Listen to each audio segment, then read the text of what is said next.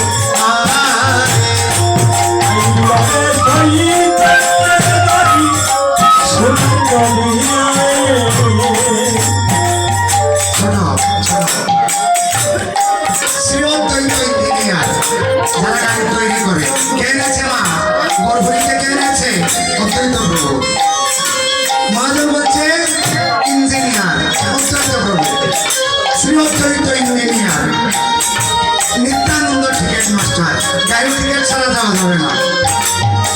আর ড্রাইভারকে আমার সে গৌর হরি শ্রী গৌরাঙ্গ হইয়া ড্রাইভার সে গাড়ি চালায়। কোন গাড়ি? এই মানব গাড়ি। যখন আপনার দেহ থেকে প্রাণপাখি চলে যাবে ওই গাড়ি আর চলবে না। এত সুন্দর গাড়ি আমার কোটি টাকা খরচ করে বিল্ডিং করেছেন, অনেক টাকা খরচ করে ভালো টিভি এনেছেন, সিরিয়াল দেখতেছেন, হঠাৎ করে কারেন্ট নাই। সিরিয়াল দেখা যাবে? যাবে কি? এই 50,000 টাকার টিভি একটা বাস্কের মতো হয়ে যাবে। বাস্ক ছাড়ার কিছুই নেই। তাই এই দেহ থেকে যখন আমার প্রাণপাখিটা চলে যাবে, ভগবান চলে যাবে, এই দেহ আমরা কি করি? আগুনে ফুরিয়ে ফেলি, নতুবা লবণ দিয়ে সমাধি দিয়ে দিই, নতুবা জলে ভাসিয়ে দিই। এই দেহের কোন মূল্য আছে? নেই। শ্রী গৌরাঙ্গ হইয়া ড্রাইভার ওই গাড়ি চালায়। গরিব দুঃখীর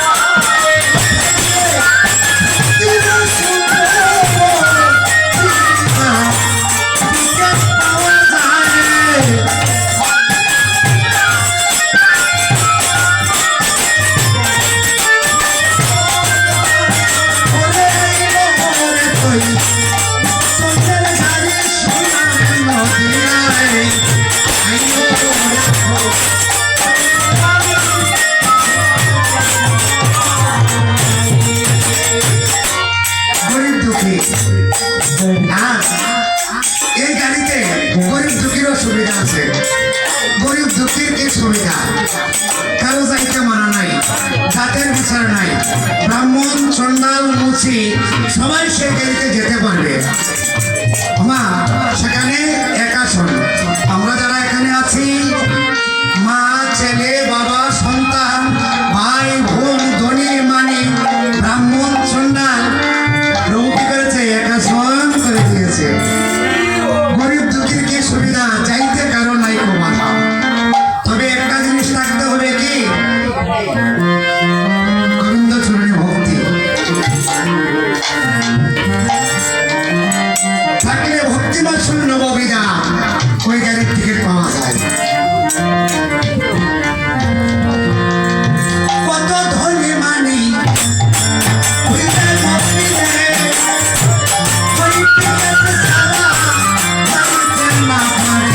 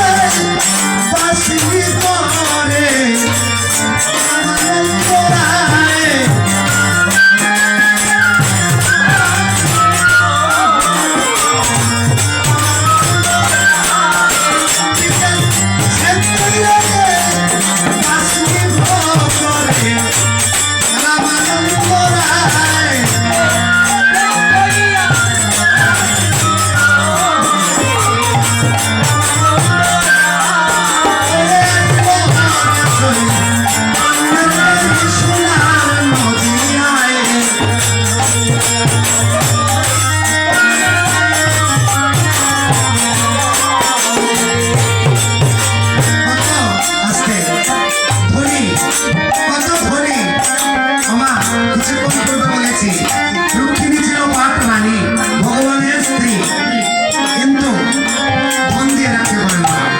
আরো কি স্বর্ণ অলঙ্কার মণিমুক্তা কিছু দিয়ে রাখতে পারল না। কত ধনী মানে ঘুরে ফিরে টিকিট ছাড়া যাইতে না পারে, সে টিকিট চেক কইরা দেয় বাসনি কইরা কে রামানন্দ রায়। এক একজনকে এক একটা দায়িত্ব দিয়েছে,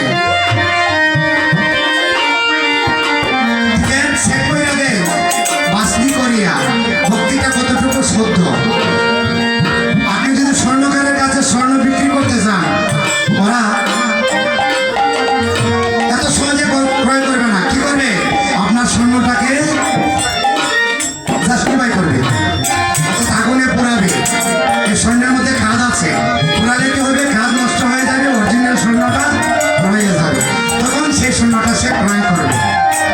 তাই রামানন্দ রায় কি করছে, ভক্তিটা আপনার শুদ্ধ আছে কিনা ওইটা চেক করে দেবে।